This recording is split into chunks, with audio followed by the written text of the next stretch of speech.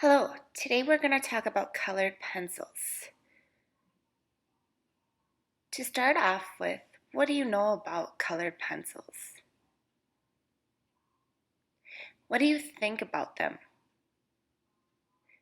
What are they good for? What aren't they so good for?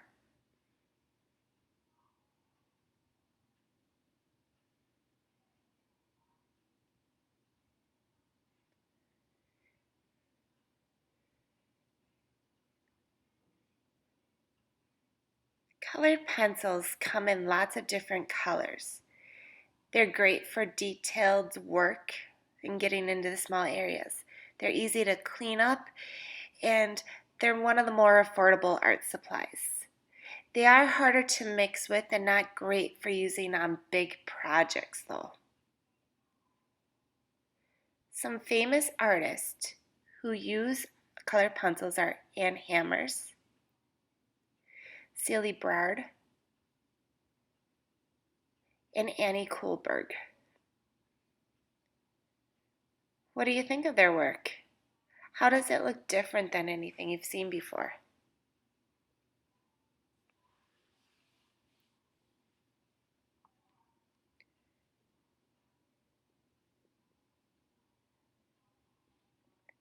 There's tons of different kinds of colored pencils, lots of different brands. Don't be afraid to experiment. They come in all different sizes and colors. Some different ways that you can make marks with colored pencils include pressing lightly. Remember to go in the same direction and fill in the spaces between each line or mark you make. You can also press harder to get a darker color or version of that color. Again, go in the same direction and fill in the cracks so there's no white or paper showing through. You can combine the lighter and darker method by slowly getting lighter or darker. I like to start out light and then layer it and press harder and get darker as I go along. This will help make your pictures and work look like they have highlights and shadows to give it more dimension or a more 3D look if you do the light to dark method.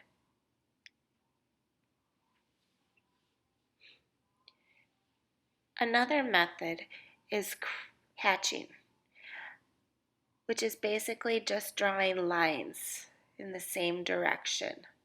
You can make them big or small, thick or thin. Some artists even go as far as to use a ruler to have the lines super straight. The closer together the lines are, the darker it seems to look. A version of hatching is called cross hatching, where you start like hatching with the lines, but then you add in the opposite direction different lines to make it look like a grid or tic-tac-toe board.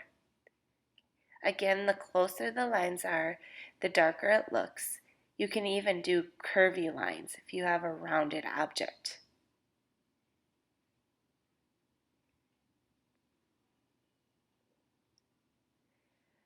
The method of scribbling looks crazy and random, but you are still in control and you're basically scribbling.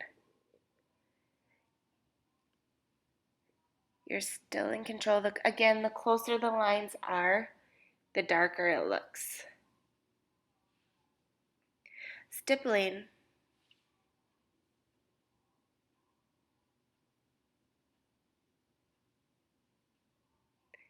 Stippling involves dots or little tiny dashes to fill in your space.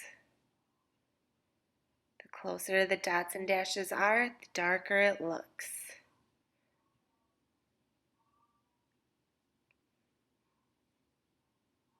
Now, since colored pencils are not so great at mixing or blending together, one method to do this is by layering them. So you can use any of the previous marks.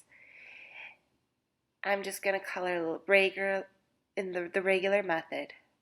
But you add a layer and then you can color over it with another color.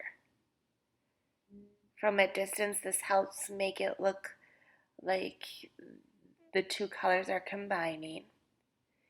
This method might also be useful if you want to add a shadow to your picture. You can grab a black, or you can also add some white.